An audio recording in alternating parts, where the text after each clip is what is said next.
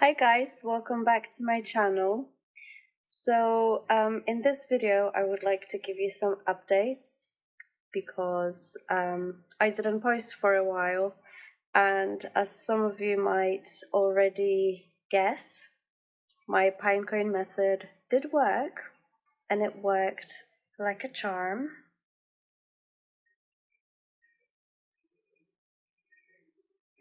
So to start from the beginning, um, maybe it wasn't exactly the pinecone method.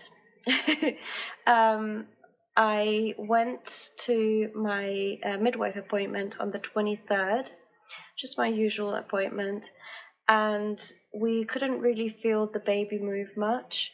So the midwife sent me to the hospital, and the doctor said that maybe my placenta isn't working efficiently anymore, and maybe it cannot feed the baby very well.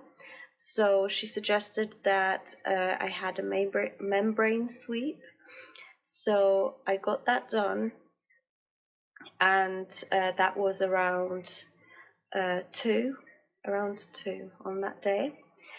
And then on the next day, around 9 in the morning, I lost my mucus plug and I started having some mild contractions.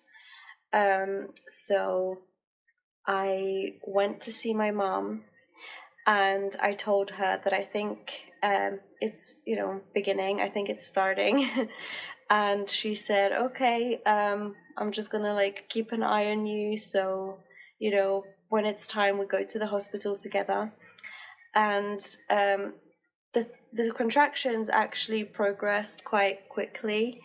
My mom said she said she thinks it's time to go to the hospital now. So I called the hospital first to ask them for some advice, and but the lady from the hospital, she said that just because it's my first pregnancy, I might be overreacting, and labor usually can last from hours to weeks, days. It can take some time. So she said I should stay at home for as long as possible, and just give them some callbacks after a few hours to check on me and see if I should get to the hospital, because my waters didn't break. So she was like, yeah, watch out for your waters. And I'm like, okay. So I stayed at home for an hour longer, but my mom insisted. She said we should go to the hospital now because I don't look very well. But the problem was I didn't have a car on that day, and my husband and my dad were at work. So we went to ask my neighbor if he can drive us to the hospital. And obviously he said yes. He took us to the hospital, and we went to see the doctor. And the doctor checked me, and she said I was 3 centimeters dilated. And she said, sadly, I cannot be admitted to the hospital yet because they only, give people rooms once they are 4 centimeters dilated. So she said I can either go back home and just wait, or I can just walk around the hospital and see if things progress. And I couldn't go back home because I didn't have a car, and my neighbor already went back. So we decided to just stay in the car park and walk around. And after about an hour and a half, I couldn't stand on my legs anymore. The contractions were so painful, and I didn't feel them anywhere from my stomach, from the front. I only felt the contractions coming from my back, and they were so intense, really painful. It was really difficult for me to breathe because of that pain, to be honest. So at that point, my mom said we should go back. Sorry if the camera's shaking. I'll try to place it somewhere. Yeah, so at that point, we decided to go back to the hospital, and ask them to check me again. And the lady said, well, we only checked you like an hour and a half ago, so it's still very soon. Like, she said she can't really touch me until 2 more hours, I think she said. But I felt so bad, like it was so painful that I really like pretty much begged her to check me, because I felt like things were like progressing really fast. And I also got these like uncontrollable shakes in my body, and she said it might be my adrenaline kicking in. So she was like, okay, fine, let's check you. And thank God that she checked me, because she said that from 3 centimeters I went straight to 10 centimeters in 1 hour and a half, and she could already feel the baby's head. So she rushed me to the labor ward, and on my way there I could feel like, I'm sorry if it's too much information, but I could feel like blood coming down my legs. And I got a bit, I panicked a little bit, because everything was happening so quickly and nothing went according to my birth plan. You can watch my previous videos about my birth plan. I was planning to have a water birth, but at that point it was too late. She said I have to like go and start pushing straight away. And I pushed on all fours on my bed. Sorry, not on my bed, in the hospital. And I pushed for 30 minutes, and the baby was here. There wasn't much time for any medication, so I had a natural birth without anything.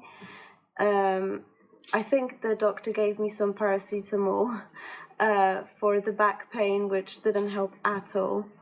But anyway, I gave birth, and so I got the membrane sweep at 2 day before, and I gave birth at 2 day after. So it was about 24 hours. So when the baby was born, he was crying, he was so tiny. And what was strange, as soon as they put the baby on my chest, the baby started laughing out loud. It was strange, but it was so cute at the same time. The baby got the vitamin K injection, and then they did some tests on me, because I lost quite a lot of blood. I lost like 600 milliliters of blood. So they took some tests, and it came out that I had a kidney infection and some like other infections, I don't know. They had to put me on some antibiotics, and I got an allergy reaction from one of the antibiotics. I had to be on even more medicines to get rid of the allergic reaction. It was, just a mess. But to be honest, like in general, the whole birth experience, I was quite happy with it, because I heard so many horror stories from other people about like how painful the birth was and how horrible it was. And obviously it's not fun, like it's not something you enjoy, but it's not horrible. Like you can get through it, like you can manage it. I know obviously everyone is different, and everyone has different pain tolerance and etc.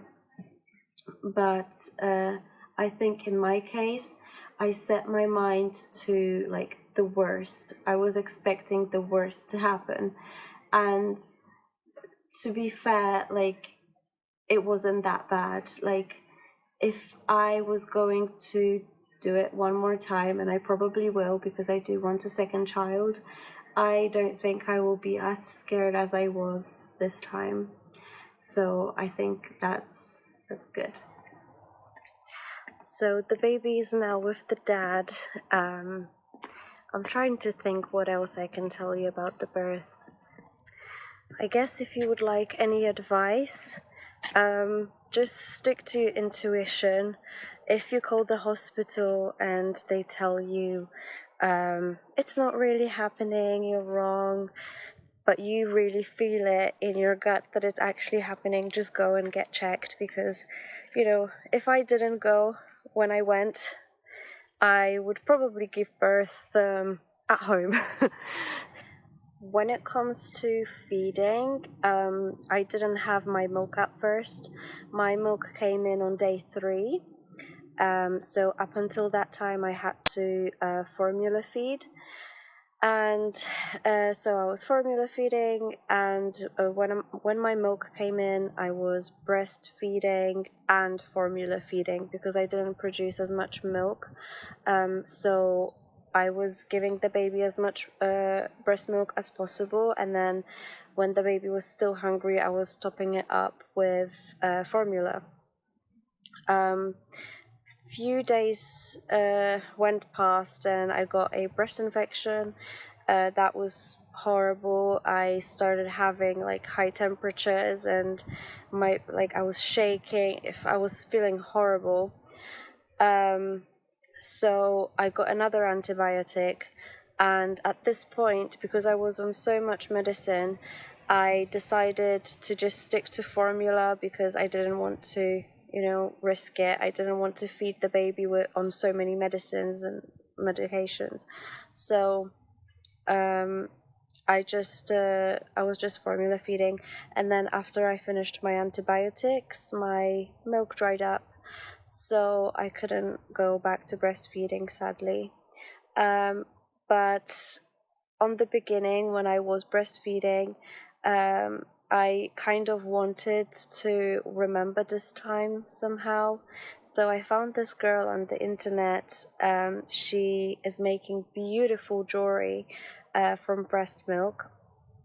So I sent her my milk, which sounds so strange, but she turned this milk into a beautiful ring.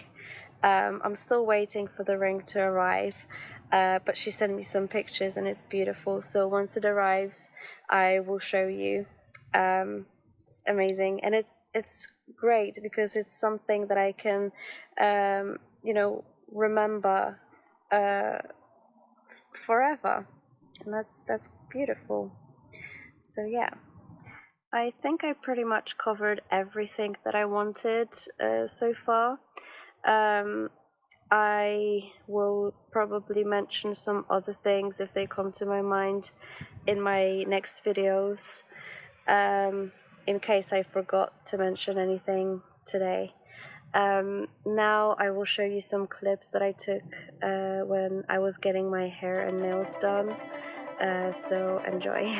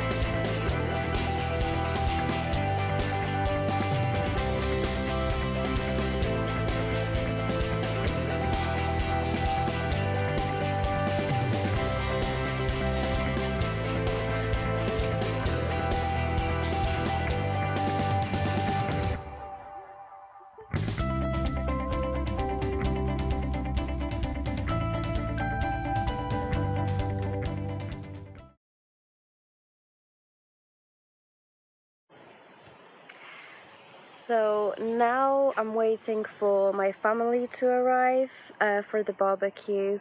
They came to visit us from Poland, and they are going to stay here for a while because I'm planning a baptism soon for the baby. So I'm probably going to record another vlog to show you how I prepared everything and how it's going to look. So stay tuned for that. And yeah.